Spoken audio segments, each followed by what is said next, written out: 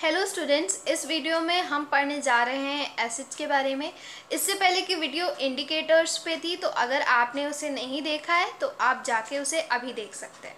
Okay, now acids एक ऐसे chemical substances होते हैं, अब तक आपने जो डेफिनेशन पढ़ी उसके अकॉर्डिंग कुछ ऐसे केमिकल सब्सटेंसेस होते हैं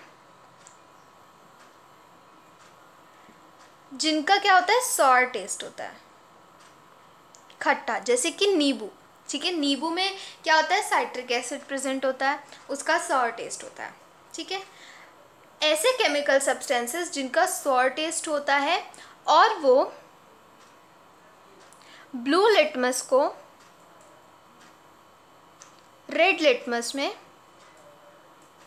कन्वर्ट कर देते हैं। ऐसे केमिकल सब्सटेंसेस जिनका सॉर टेस्ट होता है और वो ब्लू लिटमस को रेड लिटमस में कन्वर्ट कर देते हैं। ठीक है, तो अब एसिड्स को हम दो तरीके से क्लासिफाई करते हैं। एक हो गए ऑर्गेनिक एसिड्स और एक हो गए इनऑर्गेनिक एसिड्स। ठीक है, ऑर्गेनिक एसिड्स ऐसे एसिड्स होते हैं जो अपने नेचर में माइल्ड होते हैं, क्योंकि हम उनको नेचुरली एक्सट्रैक्ट करते हैं नेचर से। ठीक है, ठीक है, मतलब वो एडिबल होते हैं मोस्ट ऑफ द टाइम वो, क्योंकि हम उनको प्लांट से एक्सट्रैक्ट करते हैं या एनिमल से एक्सट्रैक्ट करते हैं, तो वो माइल्ड होते हैं। जैसे कि टमाटर में होता है ऑक्सैलिक एसिड, वो भी एक ऑर्गेनिक एसिड है। एसिटिक एसिड, ठीक है, वो भी organic. Lactic acid, tartaric acid, formic acid, ये सब जो एसिड है, साइट्रिक एसिड, ये सब एसिड्स ऑर्गेनिक होते हैं और अपने नेचर में माइल्ड होते हैं।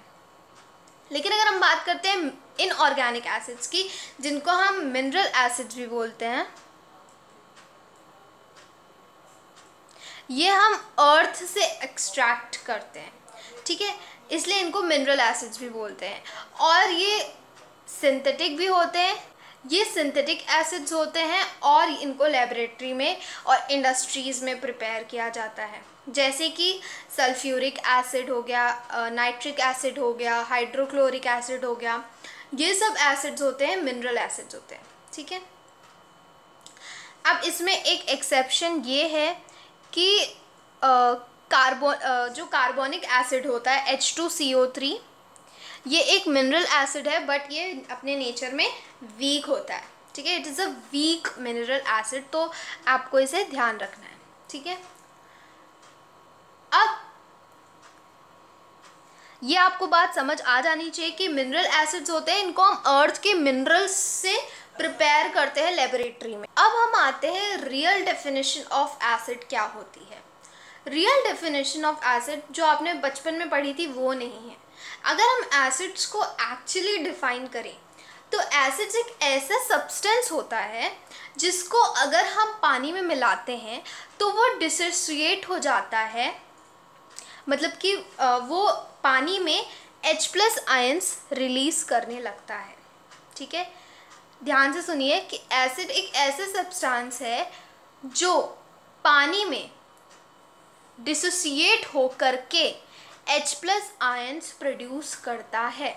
जैसे कि कोई भी आप एसिड ले लीजिए HCl, अगर हम इसको पानी में मिलाएंगे तो ये कौन से आयंस देगा, H+, Cl-, राइट। अगर हम कोई दूसरा एसिड ले लीजिए H2SO4, ये कौन से आयंस में डिसोसिएट होगा, H+, SO4 2-। ठीक है, तो ये कोई भी ऐसा सब्सटेंस जिसको हम पानी में मिलाते हैं और वो हमें कौन से आयंस देगा, H+ आयंस देगा पानी में, उसे हम क्या कहते हैं, एसिड कहते हैं। ठीक है, अब जो है H+ आयंस होते हैं ये पानी में फ्रीली रिमेन नहीं करते, फ्रीली नहीं घूम सकते पानी में। तो ये क्या करेंगे, ये पानी, आपको पता है पानी एक पोलर कंपाउंड होता है। ठीक है, तो वो उससे अटैच होके, वाटर के मॉलिक्यूल्स से अटैच होके क्या बना लेते हैं, हाइड्रोनियम आयन बना लेते हैं, दैट इज H3O+। ये बात आपको समझ में आ गई। H+ आयंस अकेले नहीं रह सकते पानी में, तो वो वाटर के मॉलिक्यूल्स से अटैच होकर हाइड्रोनियम आयन बना लेते हैं।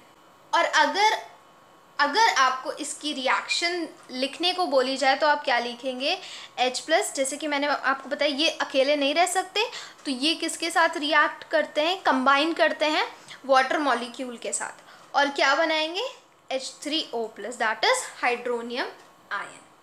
ठीक है, अब जब आपको ये बात समझ आ गई, इसके बाद मेन ये जानना ज़रूरी है कि डिफरेंस क्या होता है एक स्ट्रॉन्ग एसिड में, एक वीक एसिड में।